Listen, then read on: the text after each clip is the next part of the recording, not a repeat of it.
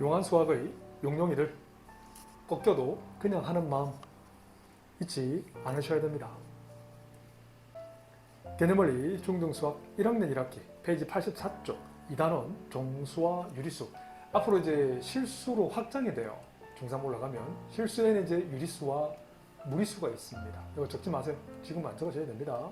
그 중에 유리수 파트에 이걸 사칙연산이라고 부릅니다. 들어본 적 있나요?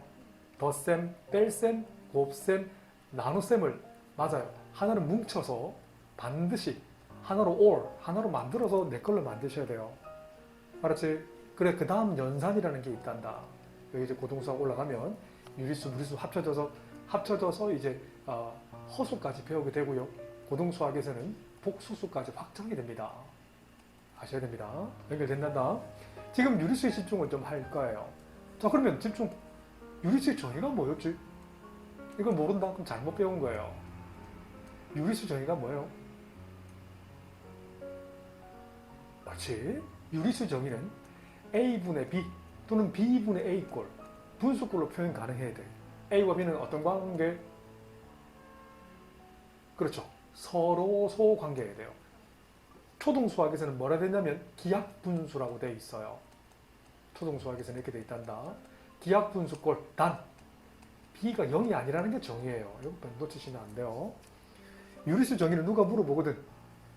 A분의 B꼴, A와 B는 서로소 관계. 서로소 관계 배웠나요? 이런 앞에 잘 배웠잖아요. 뭐라 배웠지? 서로소 정의가 한 4가지가 나와요. 그 중에 첫 번째는요. 두 수에서만 가르쳐 드릴게요. 두 수에서 최대 공약수가 뭐밖에 없는 관계? 1뿐인 두 수 사이의 관계입니다. 이걸 우리는 서로서 관계라는 표현을 쓴단다. 영어로 between entity, 서로 비어있다는 말을 쓰거든요. 나중에 몇 가지 더 설명해 드릴게요. 몇 가지 더 있습니다. 우선 중1 때 배우는 건요. 서로소라는 건 두 개의 수에서만 기억하시면 돼요. 두 개의 수에서 최대 공약수가 1뿐인 두 수 사이의 관계를 서로소라 부른단다. 예를 들면 8분의 6은 서로소일 거 아닐까요? 아니에요. 공약수가 1 이외에 2가 있어요. 그래서 분자분모에 뭘 나눠준다? 2를 나눠주면 그렇지. 4분의 3을 이건 유리수가 아니에요. 아직 몰라요. 하지만 얘는 유리수예요. 그래서 B분의 A꼴 또는 A분의 B꼴로 표현했을 때 4와 3은 서로소 관계라고 부르거든요. 3의 약수는 1, 3, 4의 약수는 1, 2, 4, 공약수는 1밖에 없거든. 교육관이 바뀌어서 최대 공약수가 1인 1밖에 없는 두 수 사이 관계를 서로소라 부른다. 옛날 아빠 엄마 책 보면 라떼 책 보면 그때는 그냥 공약수가 1밖에 없는 두 수 사이 관계라 불렀는데 교육까지 바뀌었어요. 최대 공약수가 1뿐인 두 수 사이 관계를 우리는 서로소라 부른다. 하여튼 분수꼴로 표현할 수 있는 수를 서로소라 불러요. 알겠지? 그래서 유리수 종류에는 정수와 정수가 아닌 유리수가 있죠. 배우셨죠? 그럼 넘어가겠습니다. 여기까지만 좀 이따 필기할 시간 드릴게요. 그래서 부호가 같은 두 수의 덧셈을 어떻게 할 거냐면, 자, 부호가 같을 때는 플러스 5랑 플러스 7을 더할 거예요. 그때는 규칙이 있어요. 공통부호, 플러스일 때는 플러스를 붙여주고 두 수에 뭘 붙여준다? 절대값에 합을 붙여주는 거예요. 올해 한 달 후에 수능 치죠? 오빠들 시험에 절대값이 100% 앱솔루트라고 부르거든요. 100% 나옵니다. 너무 고1, 중1 수학에서 가장 어려운 수학을 찾아낸다면 이 절대값이에요. 이 표현 어려울 겁니다. 알았지? 그래서 지금 중1 것부터 잘 새겨 드셔야 됩니다. 고3 수능까지 나옵니다. 정말 중요하다. 정말. 그래서 같은 부호 합일 때는 공통부를 적어주고 플러스니까 플러스를 적어주고 두 수의 절대값 합을 적어주는 거야. 그래서 5 더하기 7이니까 12. 마찬가지야. 마는 3분의 2와 마는 6분의 1은 같은 부호, 다른 부호예요?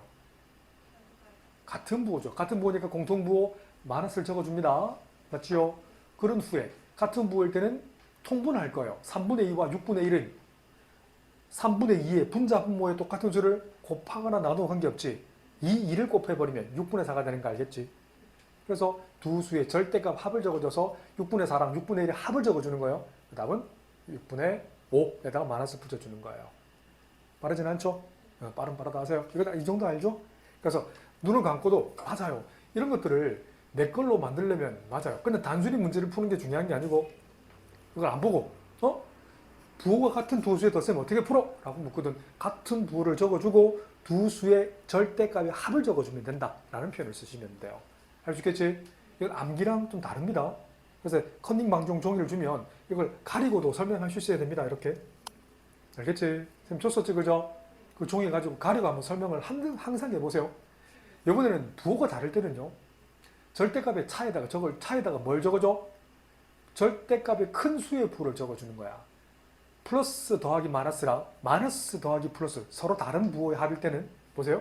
마이너스 5랑 플러스 7랑 보세요. 부호가 다르죠?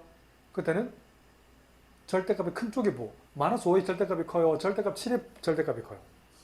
그래, 7의 절대값이 큰 쪽의 부호를 적어준 후에 두 수의 합 아니라 차를 적어주는 거예요.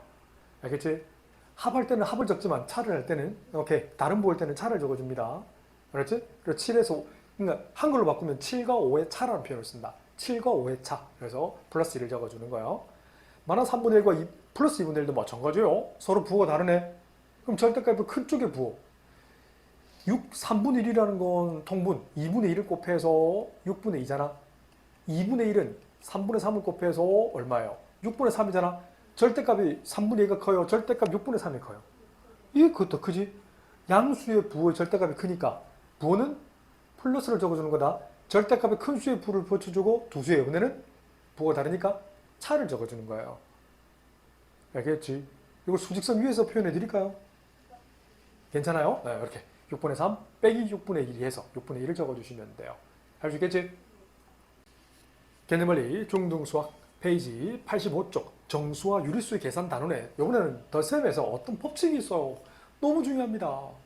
덧셈의 교환 법칙, 교환을 영어로는 exchange라는 표현을 씁니다. 대학교 가면 exchange law라는 표현을 씁니다. 교환한다는 거예요. A와 B가 있어요. 예를 들면 이거예요. 2 더하기 3이 있어요. 초등수학에도 나와 있어요. 이게 3 더하기 2. 이렇게 본 것 같죠?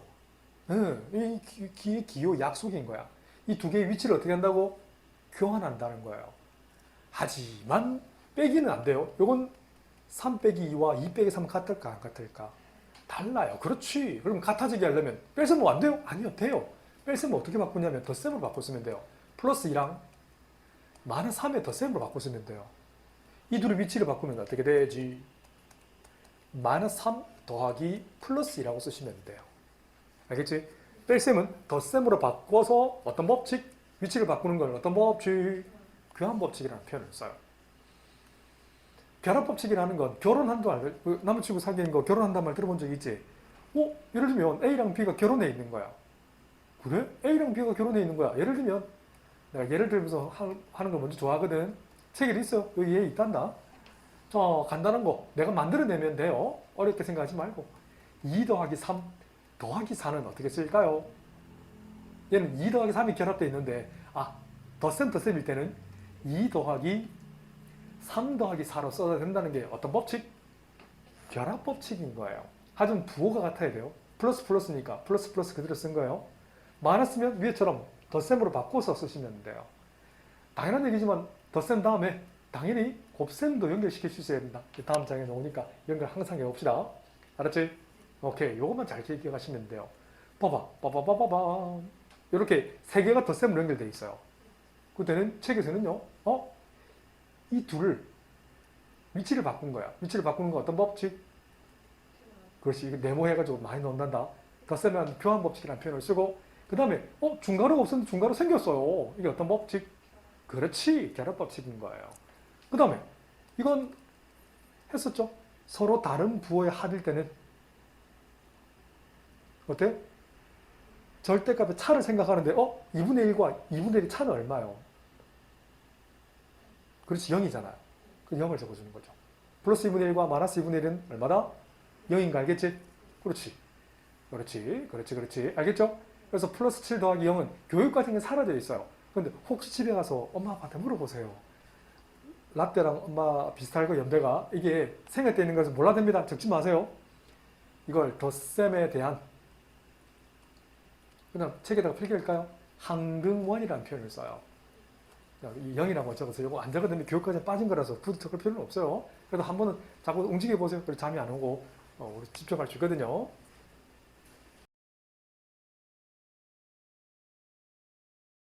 There is no mathematical formula. You have to be faithful to reality to see the future.